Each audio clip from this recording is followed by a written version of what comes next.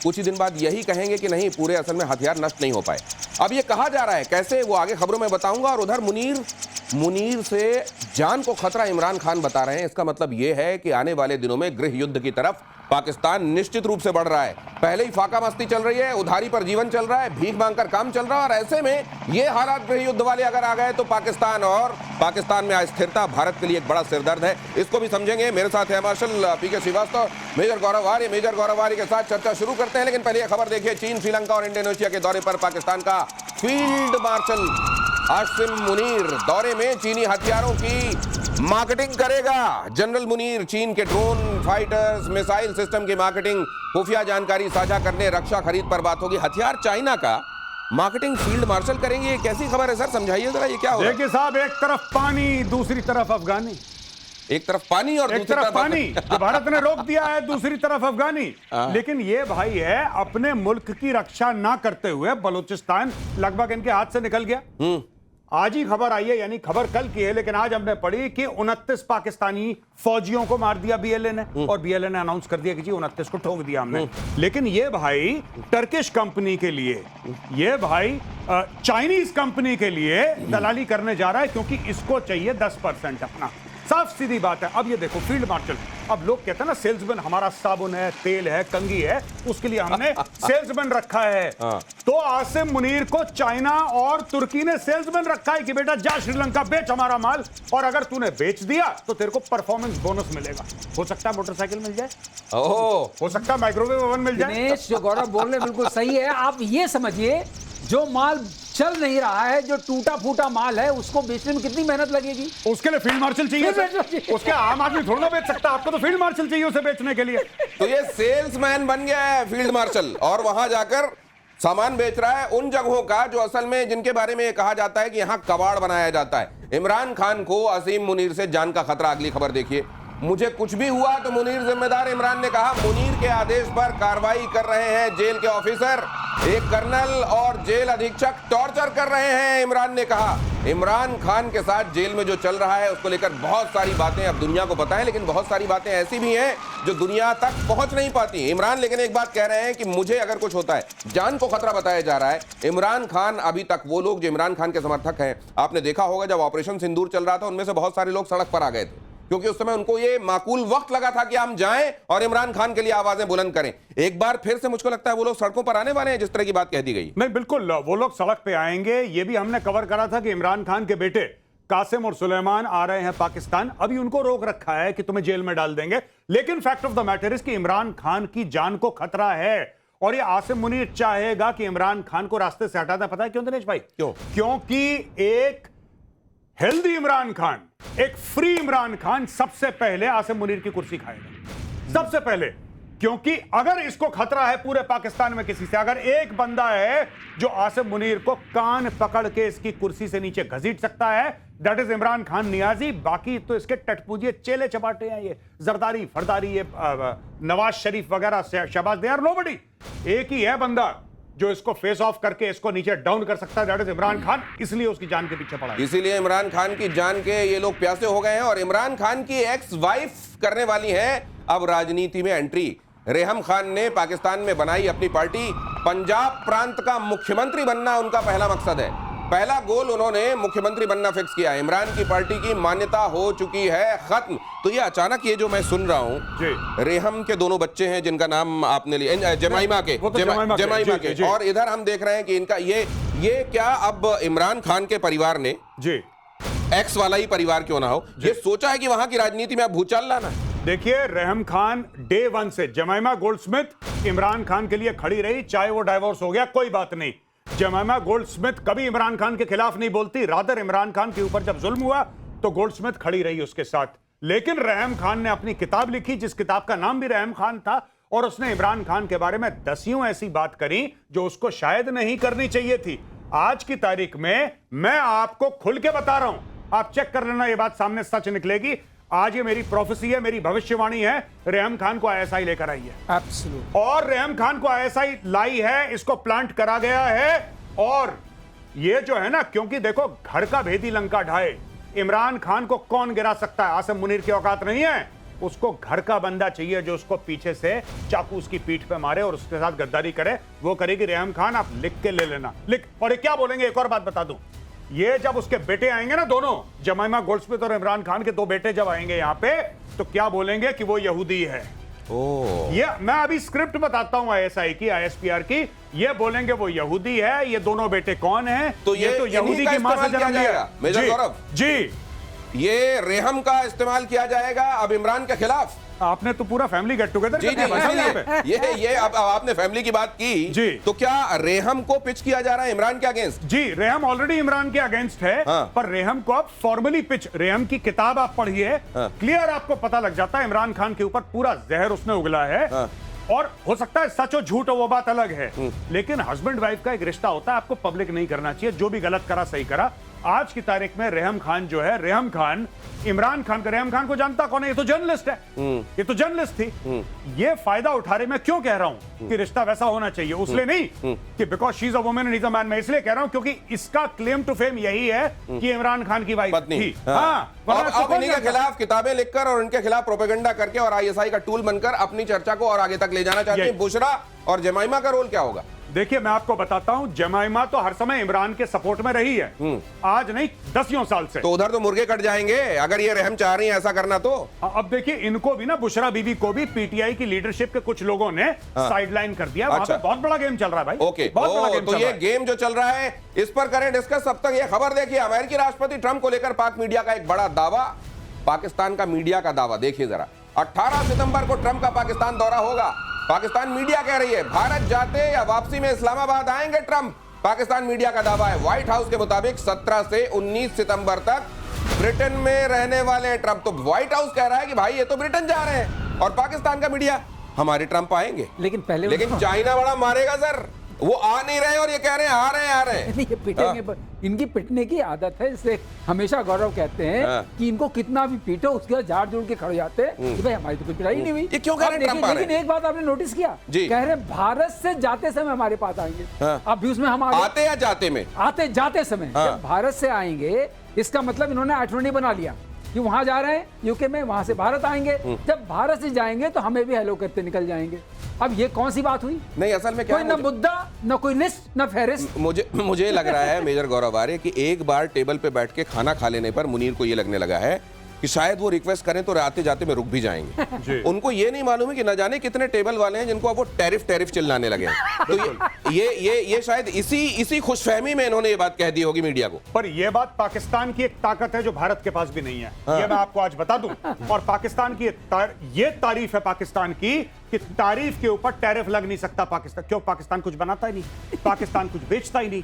अब वो अपने आप को सेफ महसूस कर रहे हैं कि साहब हम तो कुछ बनाते नहीं है। और जहां तक ये बात है ना, ये पाकिस्तानी मीडिया ने फैला दी कि ट्रंप आ रहा है, ट्रंप आ रहा है। ये वैसी खबर है कि इंडिया के साथ लड़ाई हुई थी ऑपरेशन सिंदूर में, हम जीत गए। अब झूठ तो बोल ही सकते हैं, झूठ बोल दिया इन लोगों ने। तो मैं एक डिस्क्लेमर चला रहा हूं, मेजर गौरव आर्य ने कहा कि लेकिन यहाँ पे चैनल चल रहा है इसलिए जिम्मेदारी के साथ मैं कह रहा हूं, बनाते हैं वो लोग थर्मोकॉल और गत्ते के फाइटर जेट्स बनाते हैं, आप ऐसा कह रहे हैं? हाँ, ऐसे वाले। और कटोरा भी आप भूल गए, बताइए। और अगली खबर देखिए, बलूचिस्तान में पाकिस्तानी सैनिकों पर 2 अटैक।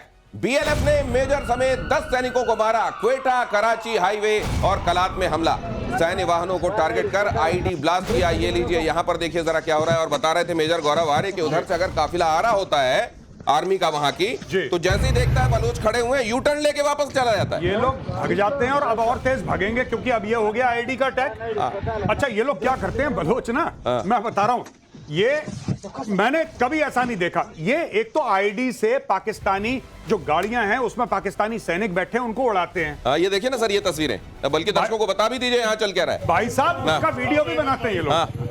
उसका ये बेचारे को देखो कितना ये लेकिन इस तरीके से ये कहीं वहां से गुजरने वाली ट्रेनें निशाना बन रही है। कहते हैं किसी एक बोगी में आर्मी के ऑफिसर्स को ले जा रहे, करीब 48 ऑफिसर्स थे, उनके ऊपर हमला हो गया। और कई खबरें तो वो लोग आने नहीं देना चाहते, इतनी पिटाई हो रही है वर्दी वालों की। वहां नहीं, वर्दी वालों की न सिर्फ पिटाई हो रही है, आज की तारीख में पाकिस्तानी आर्मी के अंदर एक किस्म का विद्रोह है। खुला विद्रोह नहीं है, लेकिन लोग पैसे खिला रहे हैं, लोग जमीनें अपनी बेच के पैसे इकट्ठा कर रहे हैं लाखों करोड़ों, और कह रहे हैं साहब बलूचिस्तान पोस्टिंग मत करवाना, बहुत बलोच मारता है, हम नहीं रिस्क ले सकते। और ये हो रहा है पाकिस्तान में। People are refusing to get posted to Balochistan. ये अगर दिनेश नोटिस करिए, कलात जगह जो है वो कलात वाली वही जगह थी ना जो खान साहब की थी, खान ऑफ कलात, हाँ। खान ऑफ कलात की, खान ऑफ बिल्कुल। कलात, तो कहते हैं यहाँ रहना नहीं है, अच्छा। यहाँ आए तो फिर पिटाई होगी। खान वो ऑफ कलात सीड के है। साथ, खान ऑफ कलात के साथ गद्दारी करी थी जिन्ना ने, जब इन्होंने खान अब्दुल गफ्फार खान की बात कर रहे हैं? नहीं, हाँ। खान अब्दुल गफ्फार खान तो फ्रंटियर गांधी है। ठीक है। मैं खान ऑफ कलात जो वहां के रूलर थे, अच्छा। उनके साथ गद्दारी करी थी, एक झूठे अग्रीमेंट पे साइन करवाया था, और Balochistan was a free country before India became free. Oh, Pakistan create नहीं हुआ था उसके कुछ समय तक पहले Balochistan was a free country. तो ये तो बड़ी ज्यादती। नहीं, जिन्ना ने हाथ मिलाया, गले मिला, फिर उसकी पीठ पे। जिन्ना जैसा धोखेबाज नहीं। आपको जिन्ना की एक बात मैं बता दूं, घिन आएगी आपको। जिन्ना का एक पारसी दोस्त था, उसकी 14 साल की बेटी, जो उसको मतलब मानती थी कि मेरे बाप का दोस्त है। जिन्ना उस अपने दोस्त को, जिसके साथ जिन्ना ने हम प्याला हम निवाला, उसको अपना भाई मानता था, उसकी 14 साल की बेटी के साथ जिन्ना भाग गया था। भाई, ये जिन्ना का कैरेक्टर है। ये जिन्ना का कैरेक्टर है, और ऐसे कैरेक्टर वाले जिन्ना कायदे आजम है पाकिस्तान के। पाकिस्तान ने तुर्की के साथ ड्रोन डील को रद्द किया। अगली खबर देखिए, 7,500 करोड़ रुपयों की ड्रोन डील रद्द। ऑपरेशन सिंदूर में फेल हुए थे तुर्की के ड्रोन। भारतीय एयर डिफेंस सिस्टम ने तुर्की के ड्रोन को नाकाम कर दिया था। ये हिमाकत कि भीख मांग के हथियार लेने वाला देश कह रहा है हमको तुम्हारे ड्रोन नहीं चाहिए। देखो, ये पहली बार हुआ कि एक सही काम किया। जो ड्रोन किसी काम के नहीं है, उनको लेके क्या करना था। मगर अंदर की बात ये होगी, जो गौरव हमेशा बताते हैं, पैसे ही नहीं थे, तुर्की ने ही डील खत्म कर दी होगी। अच्छा, अब ये अंगूर बता खट्टे रहे हैं। हैं कि हमने खत्म कर दी। अंगूर खट्टे हैं। अंगूर खट्टे हैं, आप एडवांस दोगे नहीं और ड्रोन ले लोगे। सिर्फ अंगूर खट्टे नहीं है। अब आप देखिए, इस खबर को पहली खबर से मिलाइए। बात यह है कि Pakistan, according to this news, ये खबर कहती है कि पाकिस्तान कह रहा है कि हमें तुर्की के ड्रोन इस्तेमाल नहीं करना है। तो आसिम मुनीर बेच क्या रहा है? ओह, अच्छा। वो भाई कह रहा है कि हम इस्तेमाल नहीं करेंगे, लेकिन बेच के अगर तुम मुझे 10% दे दोगे तो चलेगा, फिर मैं कूड़ा भी बेच दूंगा। कोई मतलब बात मैं नहीं खरीदूंगा, लेकिन इस सामान का सेल्समैन बन जाऊंगा। हाँ, यही ये देखिए, ये बड़ी खबर है। और वैसे में जब टर्की ने केवल ड्रोन नहीं दिए थे, अपने पायलट तक दिए थे कि वो जो उनको कंट्रोल करेंगे, चलाएंगे, और उनकी वहां मौत तक हुई थी ऑपरेशन सिंदूर में। और ऐसे में अगर वो कह रहा है कि मैं ड्रोन नहीं लूंगा, तो बेशक ये पोस्चरिंग हो, बेशक जेब में पैसे नहीं हो, इसलिए वो ऐसा कह रहा हो, लेकिन टर्की आज नहीं तो कल इस बात को गांठ की तरह अपने पास रखेगा और इसका बदला जरूर लेगा। भारतीय सेना को मिली 48,000 AK-203 गन। अभी ये AK-203 क्या है? AK-47 तो आप सुनते रहे, अभी बताएंगे हमारे एक्सपर्ट। दुनिया की सबसे खतरनाक मेड इन इंडिया राइफल। हर महीने 12,000 राइफल्स बनाने का टारगेट है। हर महीने 12,000 राइफलें, सालाना करीब 1.5 लाख राइफलें बनाई जाएंगी, और ये आपके ही अपने देश में अमेठी में बनाई जा रही है राइफल। बाकी बताएंगे मेजर गौरव आर्य। जी, ये जो AK सीरीज हैं, ये भारत के लिए क्यों अच्छी मानी गई? क्योंकि Indian army has been using this for a very long time. Sir, ये वही है ऑटोमेटिक क्लाशनिकोव जिसको AK कहते हैं, वही है ये सर? जी, ये अच्छा। ये वही है, रशियन है, और उसका लेटेस्ट वर्जन है AK-203, जैसे आपने बताया कि अमेठी में बन रही है। ये है 7.62 × 39, ये इसका कैलिबर है। बहुत शानदार वेपन है, और मैं इसको देख चुका हूं, पकड़ चुका हूं, और फायरिंग रेंज में हम लोग थे। मैं गया था शूट करने के लिए, और मैंने देखा बहुत स्टेबल वेपन है। AK-47 जो है इतना स्टेबल नहीं है। अच्छा। It is not stable. मतलब AK-47 ये है कि रिलायबल बड़ा है भाई, कीचड़ में चला जाए, कुछ भी चला जाए चलेगा जरूर। पर जब AK-47 को जब आप फायर करते हैं, तो उसका जो मजल ऐसे राइज करता है 1 बजे और 2 बजे के बीच में, जैसे 12 बजे, 1 बजे, 2 बजे, उसके बीच में राइज करता है उसका मजल। AK-47 का ये ऐसा है, अगर आप ऑटोमेटिक फायर करें तो बिल्कुल सीधा स्टेबल वेपन है ये। अच्छा, ये बहुत स्टेबल वेपन है। बड़ी इंपॉर्टेंट बात आप बता रहे हैं। ये AK-47 को लेकर, ये जो आप उसकी नली को लेकर बता रहे हैं, कि अगर आपने, ये थोड़ा क्लोज कीजिए जरा, ये बताएंगे इसको। अगर आप, जब आप बंदूक चलाते हैं, और बंदूक, और जाहिर है ये काइनेटिक एक्शन है, जब आप बंदूक चलाते हैं तो उसमें फायर तो होता है, लेकिन बंदूक हिलती है। बंदूक हिलना, मेरे ख्याल से आप ये बता रहे हैं कि जब फायर किया जाता है तो बंदूक जब हिलती है, इसमें हिलन कम है। जी, मजल लिफ्ट होता है जब आप वेपन फायर करते हैं, तो मजल लिफ्ट होता है, क्योंकि लगातार ये 500-600 राउंड पर मिनट की स्पीड से फायर करता है, तो वेपन ऊपर की तरफ जाता है, ऊपर की तरफ उठता है।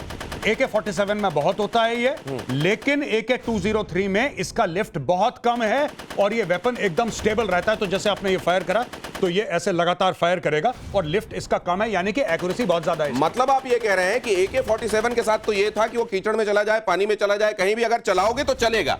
लेकिन इसकी खासियत यह है कि चलेगी भी और निशाना भी एकदम अचूक रहेगा, हिलेगी नहीं। और इसके लिए सबसे बड़ी बात यह है कि आपको इंडियन आर्मी को इसको कोई भी हथियार आता है आपको सिखाना पड़ेगा। इंडियन आर्मी का कोई भी जवान या अफसर उसके आंख में पट्टी बांध दीजिए और उससे कहिए भाई साहब ये AK सीरीज का वेपन है, वो अपनी नींद में आंख में पट्टी बांध के रात के 2 बजे उसको फायर कर लेगा। उसको सिखाने की जरूरत नहीं है, क्योंकि उसने कश्मीर में, उसने सियाचिन में, उसने नॉर्थ ईस्ट में, उसने ऑपरेशन पवन में, उसने हर जगह तो यूज कर रही है AK सिखाने की जरूरत नहीं है। AK सिखाने की, लेकिन आप इसको श्रीवास्तव सर, आत्मनिर्भरता के मामले में एक और बड़ा कदम भारत ने उठाया है। बहुत बड़ा कदम। हमारी पूरी इन्फेंट्री की जो राइफल्स हैं वो अब अपने आप में इंडिपेंडेंट हो गई। हाँ? आप ये समझिए एम्यूनेशन और उसको चलाने की जो चीज है, जैसे इस केस में AK सर, लेकिन इतना प्रोडक्शन अगर ये हो रहा है तो क्या ये जो मौजूदा AK है उसको रिप्लेस करेगी? टोटली उसी के लिए बना है। ये इंसास जो है हमारी 5.56 इंसास है। सर बिल्कुल ठीक कह रहे हैं कि AK को भी रिप्लेस करेगी जो है। और जो हमारे पास इंसास है राइफल जो हम लोग यूज करते चले आए हैं और पिछले आई थिंक 30 इयर्स से हम लोग इस्तेमाल कर रहे हैं इंसास को, जो कि इतनी अच्छी राइफल नहीं है बाय द वे, क्योंकि मैं AK के साथ भी मैंने ऑपरेशन करे हैं, ड्यूटी करी है और मैंने इंसास के साथ भी करी है। मैं जिम्मेदारी के साथ कहता हूं कि AK platform is 100 times better than INSAS, 100 times better. Globally recognised platform है, ऐसा नहीं कि हम ही लोग कह रहे हैं। वर्ल्ड ओवर लोग मानते हैं कि AK सीरीज जो है अपने आप में बहुत सक्षम और तो रशिया ने इसको बनाया था, वहीं के एक ये सैनिक थे क्लाशनिकोव, जिनके नाम पर इसका नाम है, ऑटोमेटिक क्लाशनिकोव। इसी सीरीज का 47 अभी तक आप देखते रहे। अब ये भारत ने बनाया है अपने घर में AK ही सीरीज का ये राइफल। और मिडिल ईस्ट में चौतरफा वॉर फ्रंट खुले हुए हैं। इजराइल ने एक साथ खोला है मोर्चा। सीरिया, यमन, लेबनान और तेहरान में तनाव, इतनी सारी लड़ाइयां, ये हम हर दिन चर्चा करते हैं। इजराइल को हैट्स ऑफ है, सैल्यूट है अपनी आत्मरक्षा के लिए, अपने अस्तित्व को बचाने के लिए। देखिए उसकी लड़ाई, और बगैर चेहरे में कोई शिकन ये लड़ाई लड़ते हैं इतनी सारी जगहों पर। इसको जरा देखिए, ये PK श्रीवास्तव सर, ये जरा समझाइए सर, ये इतनी सारी जगहों पर घिरा हुआ इजराइल, देखिए इसको, देखिए जरा इसका आकार देखिए। आज हम चर्चा कर रहे थे, अगर आप सक्षम हैं और स्वयंभू हैं वेपन्स बनाने में, तब आप किसी से भी लड़ सकते हैं। आत्मनिर्भर है, आत्मनिर्भर है। इनकी आत्मनिर्भरता है वेपन्स में, लेकिन एक्सपोर्ट करते हैं। ये तो अमेरिका भी बहुत ज्यादा देता है। अमेरिका भी देता है, वो भी आत्मनिर्भरता आता है। अमेरिका का अपना यहाँ पर एक इंटरेस्ट है, वो कभी इनको अकेला छोड़ नहीं सकते। इनकी वजह से ही सारे तरफ अमेरिका का स्वामित्व चलता है। लेकिन देखिए सर, लेबनान, इधर गाजा, जॉर्डन, सीरिया, आप एक बात और देखिए, ईरान के ही तो ये हिस्से हैं। लेकिन सर देखिए, साजो सामान ये जियोग्राफी के हिसाब से देखिए, ये कहां इतना इसमें आ जा रहा है और कहां मैं पूरा हाथ फैलाऊं तो ये नक्शे में नहीं संभाल पा रहा हूं। इसीलिए इजराइल ईरान को मार रहा है। ईरान ने इनके आसपास अपने ये खड़े किए मारने के लिए। एक चीज कर दूं सर मैं? ये देखिए साहब, ये इजराइल है, एक बित्ते में आ रहा है लगभग। और ये पूरा आपने दोनों हाथ फैला दिए। ये देखिए, ये है पूरा ईरान, पूरा, और इसने इसकी हवा बंद कर रखी है। अब आप समझ लीजिए कि क्या चल रहा है। और हवा बंद की है, और जो इसके हवा को थोड़ा भरते थे उनको भी बंद कर दिया है। इस पे जो हवा, इनकी हवा से फूले हुए जो गुब्बारे थे, इजराइल ने उनको भी फोड़ रखा है। अब यहाँ सामान पहुंच नहीं रहा है। अच्छा सर, ये वाला जज्बा जो ये रियल टाइम जज्बा है, ये है जज्बा, ये विल आती कहां से? ये विल आती है क्योंकि आप जब जानते हैं कि आपके पास कोई चारा नहीं है, आप कहीं जा नहीं सकते हैं, ये भागे हुए हैं। आपको पता है इनके ऊपर कितना अत्याचार हुआ था जर्मनी में जब ये थे, बिल्कुल, और ये बिना स्टेटलेस थे। यही कहते हैं जब आप स्टेटलेस होते हैं आपको स्टेट मिलता है। तो सर इतने सारे मुस्लिम देशों से घिरा हुआ इजराइल और अपने वजूद को बनाए हुए है, बचाए हुए है, मजबूत करता जा रहा है। और ये सारी स्ट्राइक्स प्रीएम्प्टिव हैं। यही तो मैं कह रहा हूं ऑपरेशन सिंदूर के बारे में, जो मैं अक्सर कहता हूं कि हम लोग कहते हैं जैश मोहम्मद के हेडक्वार्टर में स्विमिंग चल रही है, लश्कर वाले एक्टिव हो गए। अरे भाई सिंपल सी बात है, जो इन्होंने सीरिया के ऊपर अटैक करा है, दमिश्क में करा है, जो इन्होंने ईरान के ऊपर करा है, सारे के सारे प्रीएम्प्टिव मामला है। इजराइल इंतजार नहीं करता कि आप आके अटैक करेंगे, फिर हमारी मीटिंग होगी, फिर हम बोलेंगे भाई कल हम तुम्हें ठोक देंगे। वो चुपचाप कर देता है, बोलता हमने कर दिया।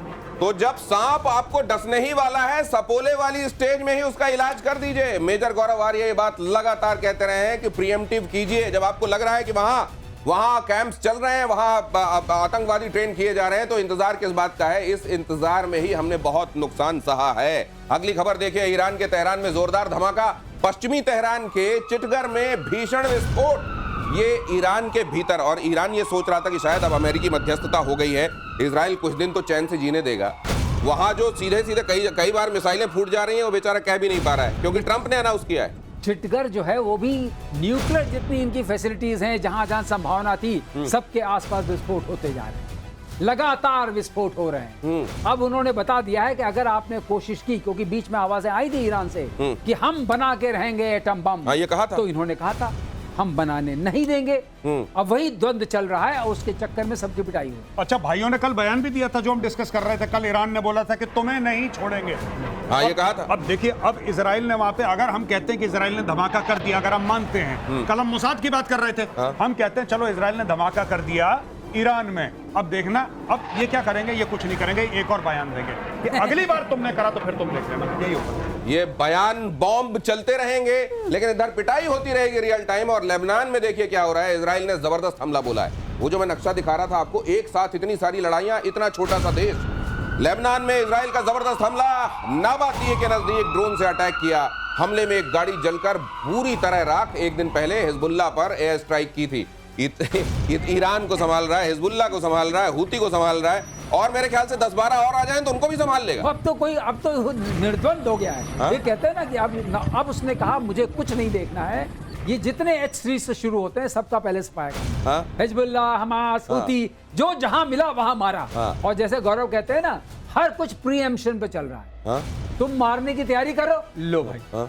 तो अभी हिजबुल्लाह खड़े होने की तैयारी कर और नहीं उसमें भी अलग अलग स्टेजेस, कि पहले तो ये इस तरह की फोड़ाई होगी, अगर और स्मार्ट बनना चाहोगे तो पता चला जिस फोन को तुम इस्तेमाल कर रहे हो वही फूटना शुरू हो जाएगा। हो चुका है, पेजर फट चुका है। हाँ वही। लेकिन ये कैसे तय किया जाता होगा कि इस समय कितना रखना है, कितने बम और मिसाइलें फोड़नी है? अब पेजर फोड़ने लगना है, अब अंदर जाके जहां वो घर में किसी अपार्टमेंट में रह रहे हैं वहां बेडरूम में मार देना है प्रिसिशन। ये भाई लोग दही जमने नहीं देते इजरायली, इनकी खासियत है, ये दही नहीं जमने देते इनको। ये अब देखिएगा, ऐसा लगता है जैसे बंदे के 10 हाथ हैं, 10 हाथ में 10 तलवारें हैं और 10 अलग दुश्मनों से लड़ रहा है, और खुश भी है, वो खुश भी है, वो मुस्कुरा भी रहा है। ठीक है, अब बीच में भी जा रहा है। हाँ, वो बीच में भी जा रहा है। ये लेबनान को भी ठोक रहा है जहां पे उसने बोला सीज फायर, ये गाजा को भी ठोक रहा है जिसमें उसने बोला सीज फायर, ये ईरान को भी ठोक रहा है जिसमें बोला सीज फायर। फिर अमेरिकन ने बोल दिया यार तुमने सीरिया में बम मारा, ये तो बहुत गलत चीज है। अनाउंस भी कर दिया पीट हेगसेथ ने कि आज रात तक सब कुछ बंद हो जाएगा। भाई ने बात नहीं करी, भाई ने अनाउंस कर दिया, ट्रंप का चेला है वो, कि फिर कल मिसाइल मार देंगे सीरिया में। ये आज की लाइन ऑफ द डे है। लेकिन दही नहीं जमने देता इजराइल, और दही जमने भी नहीं देना चाहिए दुश्मनों का। हूती विद्रोहियों का इजराइल पर जोरदार पलटवार, इजराइल के बेन गुरियन हवाई अड्डे पर हमला। ऐसा नहीं कि इजराइल को कीमत नहीं चुकानी पड़ती, एट्रिशन झेलना पड़ता है, कीमत चुकानी पड़ती है, लेकिन वो तैयार है इस कीमत के लिए।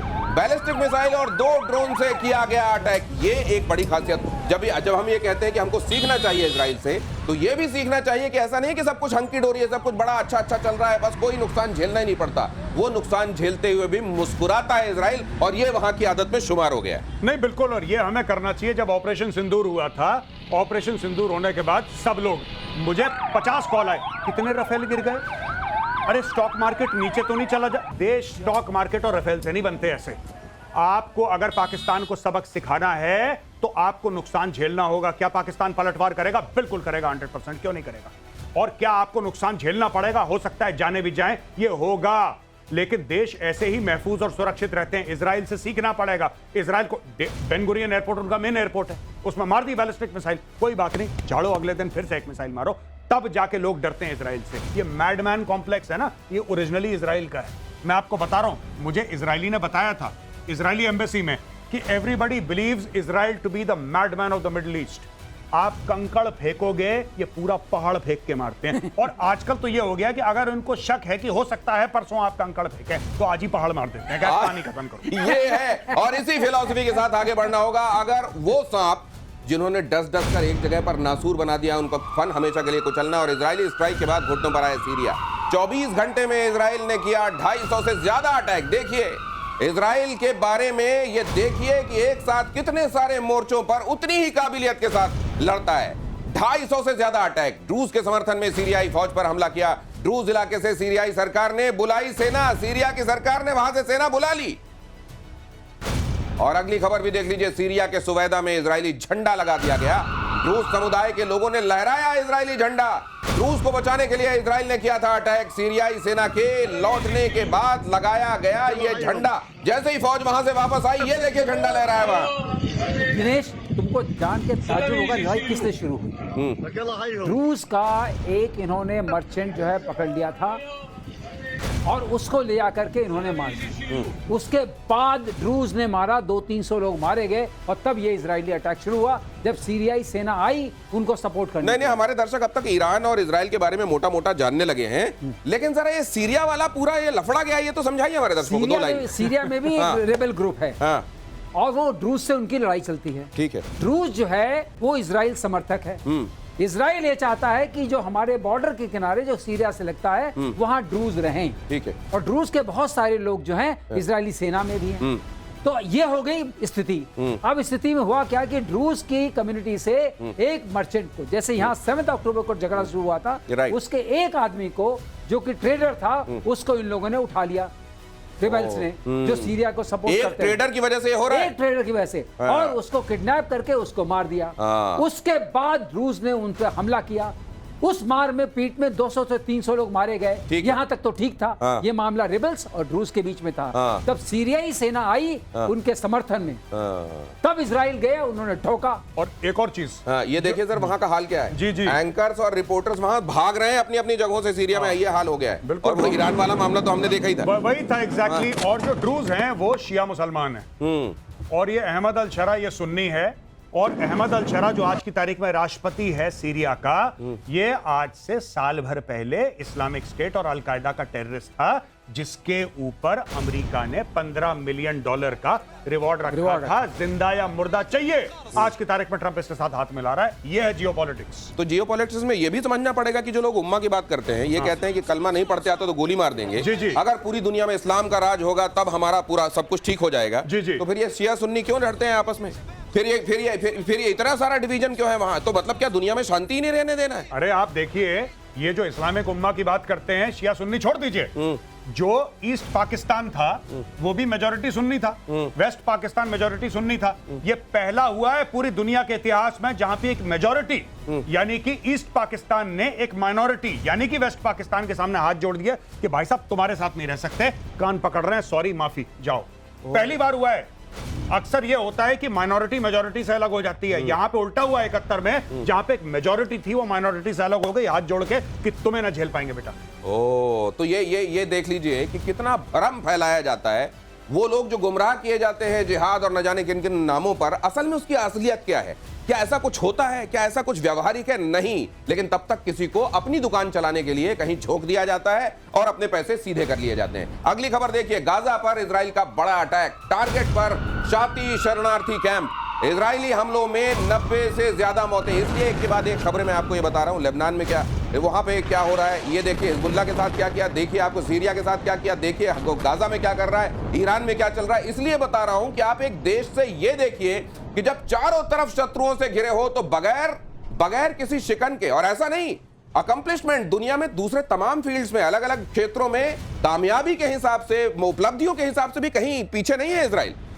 मैं तो ये कहूंगा आप गूगल पे जाइए और गूगल पे टाइप करिए एशिया, ठीक है, वेस्ट एशिया, मिडिल ईस्ट, हम लोग वेस्ट एशिया बोलते हैं, वो लोग मिडिल ईस्ट बोलते हैं, और वहां पे आप इजराइल ढूंढने की कोशिश करिए पहले जरा। आपको 5 मिनट लग जाएंगे इजराइल खोजते खोजते। इतना सा इजराइल, छोटा सा। और एक कॉमेडियन था, मैंने उसका देखा, इजरायली है वो कह रहा है इजराइल इतना छोटा है कि इजराइल के अंदर आप इजराइल वर्ड नहीं लिख सकते मैप पे। इजराइल इतना छोटा है कि इजराइल के अंदर आप इजराइल पूरा उसकी वो स्पेलिंग नहीं लिख सकते, इतना छोटा है। और उसने पूरे मिडिल ईस्ट में उसने सबकी हवा बांध रखी है। और मुझको लगता है इसकी एक वजह ये भी है सर कि उन्होंने अपने आप को almost on the verge of extinct देखा है कि हम एकदम मिटाए जाने वाले हैं। क्या हुआ था जर्मनी वगैरह में, क्या हुआ था दिनेश, जब उनका होलोकास्ट का जो है, हाँ, उस म्यूजियम को, उस बात को, उस वारदात को म्यूजियम के फॉर्म में याद रखते हैं, अपने सारे बच्चों को बताते हैं, सब लोग बताते हैं। हम लोग जब वहां जाते हैं तो पहले हम उस म्यूजियम में जाकर के अपना श्रद्धा सुमन अर्पित करते हैं, तब आगे आते हैं। तो उन्होंने ये कहा है कि आपके साथ ये हो चुका है और इसको भूलो मत, इसको भूलो मत, और अपने साथ हुए अत्याचार को अगर आप नहीं भूलेंगे तो सतर्क रहें। और एक और जल्दी से बता दूं कि ये अब से नहीं है कि जर्मनी में हुआ इनके साथ, ये 2500 साल से इजराइल से निकाले गए हैं और अलग अलग देश। और आपको गर्व होगा ये सुन के कि सिर्फ भारत एक इकलौता देश है जहां पे ज्यूज के साथ अत्याचार बिल्कुल नहीं हुआ, 1% भी नहीं हुआ, एक भी केस नहीं। और इसीलिए वो हिंदुस्तान को अपने बहुत मजबूत दोस्त के तौर पर देखते हैं। और यूक्रेन पर रूस का ताबड़तोड़ अटैक, अब जरा ये इधर क्या चल रहा है वो भी देखिए। डेब्रोपिलिया में इनफैक्ट शॉपिंग सेंटर पर अटैक हुआ। रूस ने 500 किलोग्राम गाइडेड हवाई बम से हमला किया। रूसी अटैक में 2 की मौत, 27 घायल, 300 अपार्टमेंट्स, 50 दुकान और गाड़ियों को नुकसान। रूसी अटैक के बाद यूक्रेन का ड्रोन से पलटवार। तुला में रूस के सबसे बड़े केमिकल प्लांट पर अटैक किया। ये देखिए, हमने कल ही कहा था ये 50 घंटे वाली जो मियाद दी गई है ना, 50 दिनों वाली ट्रंप की तरफ से, आप देखेंगे रूस कोई बड़ा अटैक करेगा और ये हो गया जी। और उधर उसने भी जो आप कहते हैं कि वो जाके बार बार ये दिखाता है कि देखो हम हमला कर सकते हैं, एक बार फिर से दिखा दिया। हमने हमला किया, लाओ पैसे, हमने हमला किया, लाओ पैसे, हमने हमला किया, लाओ पैसे। यही काम ज़ेलेंस्की का है, ये हमला करता रहेगा, इसको पैसे मिलते रहेंगे। और यूरोप क्योंकि डर के मारे पूरे यूरोप का गला सूखा हुआ है दोस्तों, तो ज़ेलेंस्की को फाइट करेंगे। जाहिर सी बात है। मार्शल श्रीवास्तव, उस जगह को क्या पूरा समतल करके मानेंगे ये लोग? जगह छोड़िए, तुला जानते हैं क्या चीज है जहां इसने हमला किया? हाँ। तुला जो है, इनकी जो केमिकल प्लांट है वो एक तरीके से हम एक्सप्लोसिव प्लांट बोलते हैं, एक्सप्लोसिव फैक्ट्री है। अच्छा, उस पर हमला किया है, वहां से सारा जाता है, सारे एम्युनिशन बनाए जाते हैं क्या वहां? नहीं, वो एक्सप्लोसिव्स बनते हैं, रॉ एक्सप्लोसिव, प्रोपेलेंट्स, बूस्टर्स, ये जो ग्रेन्स होते हैं ये सारे बनते हैं। ये सारे ग्रेन्स मिसाइल्स में लगते हैं, तो ये उनकी क्षमता कम करना चाहते हैं। अगर आप ऐसा आप ये कह रहे हैं कि कल और बड़ा हमला एक्सपेक्ट कीजिए रशिया की तरफ से? अगर आप ये हमला कर रहे हैं तो आप लीजिए 500 किलो का बम। 500 किलो का बम जो है कम से कम 125 मीटर तक का वो पूरा खंडहर कर देता। तो फिर अब ये तुला तो हमला उसके बाद हुआ है सर, तो अब क्या एक्सपेक्ट करना चाहिए? अगली खबर देखिए, अमेरिकी सेना ने टाइफून थंडर का लाइव फायर टेस्ट किया। ऑस्ट्रेलिया में जारी तालिस्मान सब्र युद्ध अभ्यास के दौरान ये टेस्ट टाइफून मिसाइल सिस्टम का पहली बार विदेशी धरती पर परीक्षण। SM-6 मिसाइल से समुद्री टारगेट को तबाह किया गया। इंडो पैसिफिक इलाके में टेस्ट से टेंशन में चीन और ताइवान। साउथ चाइना सी में चीन से मुकाबला करने की रणनीति का हिस्सा। कल हमने बताया था कि किस तरीके से अपने एक फाइटर जेट को इन्होंने भाइयों ने डिस्प्ले कर दिया, और आज ये टेस्ट करने के बाद अपना एक और हथियार ये कह दिया, देखो ये भी बिकाऊ है, जिसको खरीदना हो खरीद लो। सर, ये हथियार अब इन्होंने कहां से लॉन्च किया है? एक मल्टी डोमेन टास्क फोर्स है। इस हथियार की खास बात यह है कि आप ये नेवल शिप से भी लॉन्च कर सकते हैं और ग्राउंड से भी लॉन्च कर सकते हैं। ठीक है। तो ग्राउंड से लॉन्च करके इन्होंने शिप को ये हिट करता है। अच्छा। और शिप को हिट करता है तो साउथ चाइना सी के लिए बताए कि बॉस ये भी हमारे पास है। अच्छा, कुल मिला के चाइना को है एक तरीके से एक बड़ी बताया कि साउथ चाइना सी में आप हर चीज को साउथ चाइना सी को एक एक्सरसाइज हो रही है। इंडो पैसिफिक हमारा है। हाँ। साउथ चाइना सी में आप जितना भी करने की कोशिश कर रहे हैं, हथियार हैं, ये भी देख लीजिए, वो भी देख लीजिए। और अगली खबर देखिए, अमेरिका के साथ मिलकर भारत बनाएगा जेवलिन मिसाइल। तीसरी पीढ़ी का man portable anti tank guided missile javelin. Bharat ने अमेरिका को लेटर ऑफ रिक्वेस्ट यानी LOR सौंप दिया है। मतलब यह है कि हमारा काम जहां से होगा, जिस देश से होगा, हम वो काम करेंगे और उसको उसके साथ मिलकर अपने हथियार बनाएंगे। जी बिल्कुल, ये हमारी बात जो हुई है अमेरिका से 100% ट्रांसफर, ये वो वाली चीज नहीं है कि हम एक काम करते हैं, आपको इतना अरब डॉलर दे देते हैं, आप इतने जेवलिन दे दो। नहीं, this entire technology will be transferred to India. ये भारत में बनेगा। और जैसा हम पहले आपकी शो में प्रतिशोध में डिस्कस कर चुके हैं, इससे बेहतर, मेरी नजर में इससे बेहतर एंटी टैंक गाइडेड मिसाइल या फिर इस तरीके का मिसाइल जो बख्तरबंद गाड़ियों के खिलाफ है, इससे बेहतर दुनिया में नहीं है, जहां तक मेरी समझ। ये रशिया यूक्रेन युद्ध में हमने देखा जेवलिन कितनी कारगर। अरे साहब, इसका कोई तोड़ नहीं निकाल पाया रशिया, ये तो मानना पड़ेगा। गौरव की बात को इंडोर्स करते हुए एक बात मैं और करूंगा कि इन्होंने कहा ना पूरी टेक्नोलॉजी ट्रांसफर के साथ ही हम लेते हैं। एक बार 2011 में इनका प्रपोजल आ चुका था। ओके। लेकिन टेक्नोलॉजी ट्रांसफर करने को तैयार नहीं थे। इसलिए अब किया जा रहा है। एक्सेप्ट नहीं किया। अगर अब एक्सेप्ट किया है तो टेक्नोलॉजी ट्रांसफर हो रही है, उसके बिना हम ये लेने वाले तो अब अपनी शर्तों पर कर रहे हैं भारत काम। और भारतीय सेना की बहुत बड़ी कामयाबी, आकाश प्राइम डिफेंस सिस्टम का सफल परीक्षण। लद्दाख में 15,000 फीट पर कामयाब परीक्षण। सेना और DRDO ने मिलकर किया परीक्षण। आकाश के बाद आकाश प्राइम सर। आकाश सीरीज अब आप देखेंगे फलती फूलती रहेगी, अच्छा, क्योंकि ये सीरीज अब बहुत पॉपुलर हो चुकी है। हाँ। अब पहाड़ वाले, जहाज वाले, समुद्र वाले सब बनेंगे। अच्छा। क्योंकि मिसाइल है, हाँ। अब उसको ओरिएंट करते जाना है। अच्छा। जैसे हमारे यहाँ हर तरह का टेरेन है, हाँ। हमारे यहाँ टेरेन डेजर्ट का भी है, माउंटेन का भी है, और बहुत सारे रेनी टेरेन भी है, ह्यूमिडिटी जहाँ बहुत हाई होती है, कोस्टल टेरेन भी है, 7,300 से ज्यादा का है। तो ये सारे टेरेन्स पे लगाने के लिए तरह तरह से मॉडिफिकेशन करने पड़ते हैं। लद्दाख में हुआ है सर, इसमें चीन को मैसेज भी है क्या? माउंटेन पे, हाँ, इसीलिए तो चीन को सबसे बड़ा मैसेज है। हाँ। अगर ये वहां जा सकती है, हल्की हो गई है, उस हवा में चल सकती है और सब कुछ, और ठंडे में चल सकती है, तो ये सब कुछ हो एक चुका ये है। खबर बताते हुए आज आपसे विदा लूंगा। सिंधु जल समझौते में चीन की एंट्री, ये खबर फ्लैश कीजिए। पाकिस्तान की मदद करने के लिए बनाया बड़ा प्लान, सिंधु की सहायक नदी पर चीन का प्लान। मोहम्मद हाइड्रो प्रोजेक्ट में चीन पाकिस्तान ने लाई तेजी, पाकिस्तान के कुछ हिस्सों को पानी और बिजली इससे मिला करेगी। काउंटर करने की कोशिश की जा रही है, लेकिन ये कामयाब होंगे क्या, किसी और दिन चर्चा करेंगे, क्योंकि वक्त इजाजत नहीं दे रहा। आपका दोनों का बहुत धन्यवाद।